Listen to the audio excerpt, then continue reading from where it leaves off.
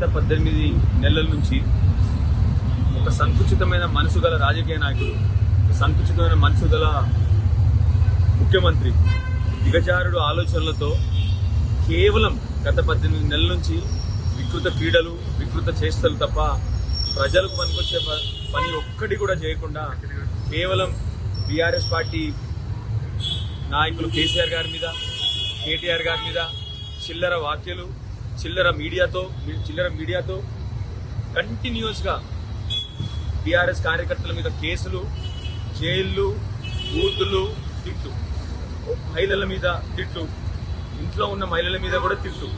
ఆశ్చర్యం వేస్తోంది.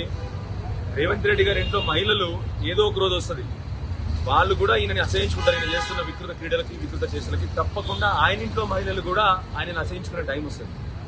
ప్రజలు ఇచ్చిన గొప్ప పదవిని మంచిగా ఉపయోగించకుండా చిల్లర పనులు చేస్తూ అందరి మీద పోలీస్ కేసులు పెడుతూ, అన్నిటికంటే దారుణం ఏమంటే నిన్న పోలీసులు Telangana Bhavan TRS party office లోపలికి వచ్చి అక్కడున్న ఎవరైతే నాయకులు మీటింగ్ల కోసం అక్కడ ఉన్నారో ఆ నాయకుల మీద కూడా కేసు పెట్టడం జరిగింది. ఇంత దారుణంగా ఏ ఒక్క ప్రభుత్వం ఏ రోజు ప్రవర్తించలేదు. రేవంత్ రెడ్డి గారికి ఇంతకంటే మంచి పనులు, 4 మంచి పనులు చేయరాకుండా కేవలం బీఆర్ఎస్ పార్టీని బద్నాం చేయడము, అదేవిధంగా బీఆర్ఎస్ పార్టీ నాయకుల్ని బద్నాం చేయడము, బీఆర్ఎస్ పార్టీ నాయకుల్ని పోలీస్ స్టేషన్లో చుట్టూ తిప్పడము, ఇది తప్ప ప్రజలకి పనికొచ్చే ఏ ఒక్క పని చేయలేదు.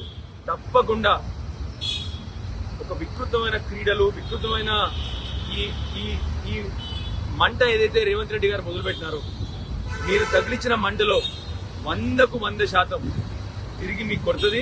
ఆ మంటలో మీరే కాలి భస్మం అవుతారు తప్ప వేరే ఏది కూడా కాదు. రాష్ట్రాన్ని ఇప్పటికే 10 సంవత్సరాలు వెనక్కి తీసుకెళ్లినారు. ఇప్పటికన్నా బుద్ధి మార్చుకొని గొప్ప ఆలోచనలతోని రాష్ట్రాన్ని ముందరు తీసుకోవాలని చెప్పి కోరుతూ, మళ్ళొకసారి ఈ కేసులు ఇవన్నిటికీ మా బీఆర్ఎస్ కార్యకర్తలు ఎవరు భయపడరు. దయచేసి మీడియా మిత్రులను కూడా కోరుతూ ఉన్నాను, సహనం, మీ మీడియా మిత్రులకు కూడా సహనం అవసరం. ఇప్పుడు ఒక్కసారి ఆలోచన చేయండి. కుటుంబాలను లాగి, మహిళలను లాగి, మీ ఇంట్లో మహిళలు బాధపడరా ఈ విషయం చూస్తే? మీ ఇంట్లో మహిళల పైన ఇదే జరిగితే మీరు ఒప్పుకుంటారా? దయచేసి ఆలోచన చేయాలి మీడియా మిత్రులను కోరుతూ, మళ్ళొకసారి రేవంత్ రెడ్డి గారిని ఈ చిల్లర డ్రామాలు, చిల్లర విషయాలు ఆపేయాలని చెప్పి కోరుతాం.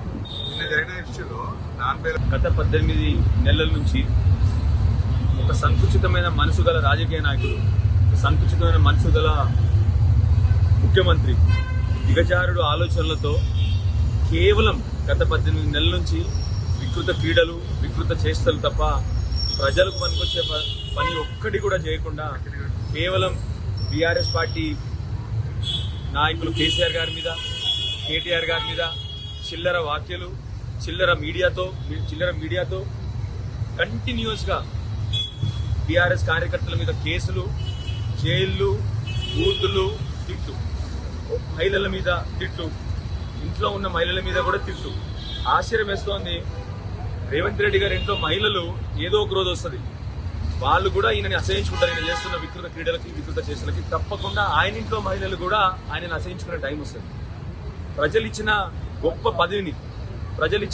పదవిని మంచిగా ఉపయోగించకుండా చిల్లర పనులు చేస్తూ అందరి మీద పోలీస్ కేసులు పెడుతూ, అన్నిటికంటే దారుణం ఏమంటే నిన్న పోలీసులు Telangana Bhavan TRS party office లోపలికి వచ్చి అక్కడున్న ఎవరైతే నాయకులు మీటింగ్ల కోసం అక్కడ ఉన్నారో ఆ నాయకుల మీద కూడా కేసు పెట్టడం జరిగింది.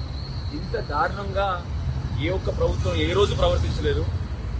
రేవంత్ రెడ్డి గారికి ఇంతకంటే మంచి పనులు, 4 మంచి పనులు చేయరాకుండా కేవలం బీఆర్ఎస్ పార్టీని బద్నాం చేయడము, అదేవిధంగా బీఆర్ఎస్ పార్టీ నాయకుల్ని బద్నాం చేయడము, బీఆర్ఎస్ పార్టీ నాయకుల్ని పోలీస్ స్టేషన్లో చుట్టూ తిప్పడము, ఇది తప్ప ప్రజలకి పనికొచ్చే ఏ ఒక్క పని చేయలేదు. తప్పకుండా ఒక వికృతమైన క్రీడలు, వికృతమైన ఈ మంట ఏదైతే రేవంత్ రెడ్డి గారు మొదలుపెట్టినారో, మీరు తగిలించిన మంటలో 100కు 100% తిరిగి మీకు కొడుతుంది. ఆ మంటలో మీరే కాలి భస్మం అవుతారు తప్ప వేరే ఏది కూడా కాదు. రాష్ట్రాన్ని ఇప్పటికే 10 సంవత్సరాలు వెనక్కి తీసుకెళ్లినారు. ఇప్పటికన్నా బుద్ధి మార్చుకొని గొప్ప ఆలోచనలతోని రాష్ట్రాన్ని ముందరు తీసుకోవాలని చెప్పి కోరుతూ, మళ్ళొకసారి ఈ కేసులు ఇవన్నిటికి మా బీఆర్ఎస్ కార్యకర్తలు ఎవరు భయపడరు. దయచేసి మీడియా మిత్రులను కూడా కోరుతూ ఉన్నాను, సహనం, మీ మీడియా మిత్రులకు కూడా సహనం అవసరం. ఇప్పుడు ఒక్కసారి ఆలోచన చేయండి. కుటుంబాలను లాగి, మహిళలను లాగి, మీ ఇంట్లో మహిళలు బాధపడరా ఈ విషయం చూస్తే? మీ ఇంట్లో మహిళల పైన ఇదే జరిగితే మీరు ఒప్పుకుంటారా? దయచేసి ఆలోచన చేయాలి మీడియా మిత్రులను కోరుతూ, మళ్ళొకసారి రేవంత్ రెడ్డి గారిని ఈ చిల్లర డ్రామాలు, చిల్లర విషయాలు ఆపేయాలని చెప్పి కోరుతాం. నిన్న జరిగిన ఇష్యూలో